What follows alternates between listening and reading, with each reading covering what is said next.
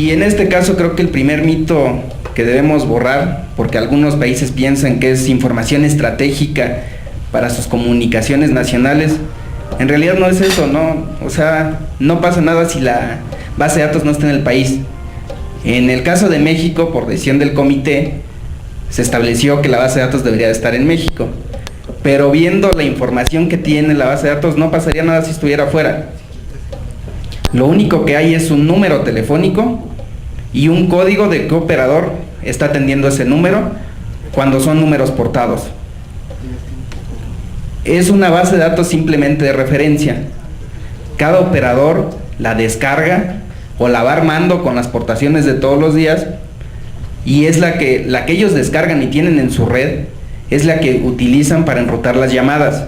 O sea, si se llegara a estar fuera de línea o si se cayera esta base de datos, no pasaría absolutamente nada con las comunicaciones, porque hay N respaldos en cada red de los operadores. ¿Quién paga las inversiones? Yo creo que si aquí hiciéramos una encuesta de cuál es el mejor esquema, vamos a tener tantas versiones como el número de asistentes. Hay quienes dicen que se debe cargar al usuario a través de una cuota mensual, así lo hizo Estados Unidos, entiendo que República Dominicana hizo algo parecido. Hay quienes dicen que cada que se porta un número se debe de contribuir a mitigar o a recuperar esas inversiones.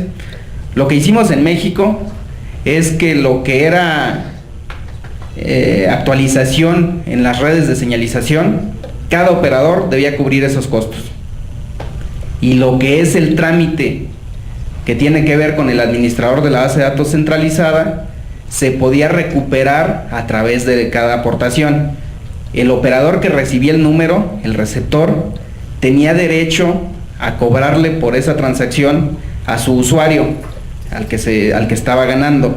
Pero obviamente, como era un cliente nuevo, pues no lo iba a recibir diciéndole: me debes de pagar $1, que es lo que cuesta más o menos en México, por venirte a mi red.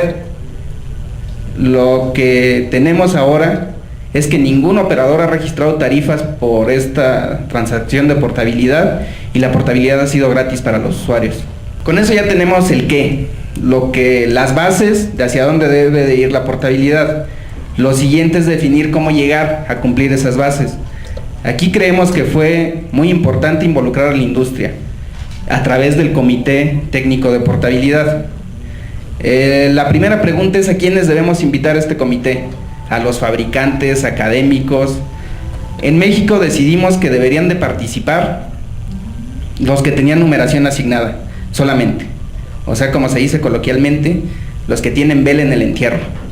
Los fabricantes y académicos no, pues ellos podrían proponer lo que fuera, pero no lo iban a hacer. Los que tienen numeración asignada sí lo van a implementar. Entonces, a quienes invitamos al comité. Y ahí lo más importante es, creo, tener reglas de cómo va a operar, sobre todo cómo se va a decidir.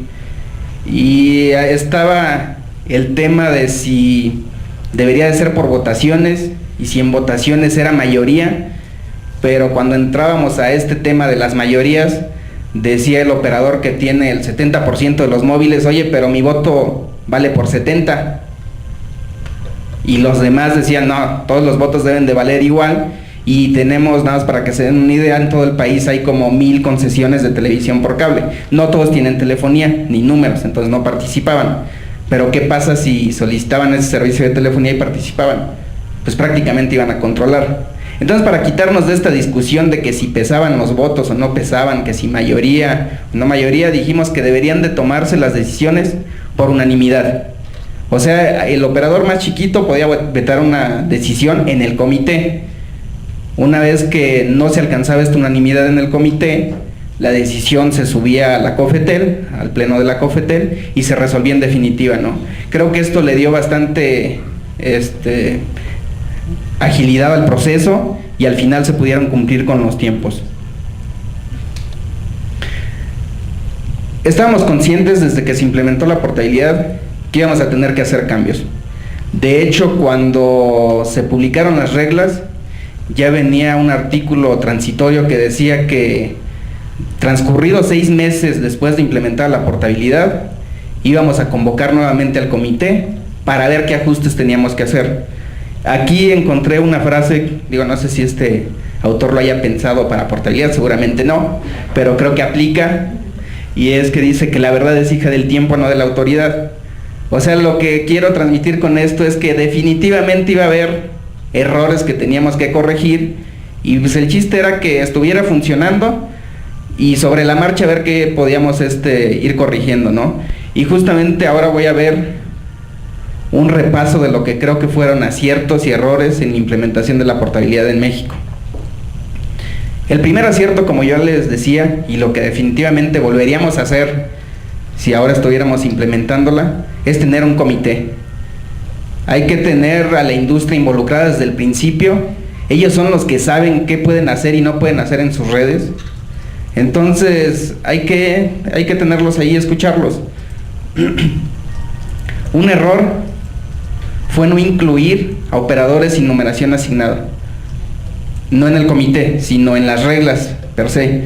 Esto es muy relevante con el surgimiento de los operadores móviles virtuales, que no tienen red, no tienen, en el caso mexicano, no tendrían red, no tienen derecho a que se les asigne numeración, y en ocasiones los números o los usuarios que contrataban el servicio con un operador móvil virtual no podían portar su número.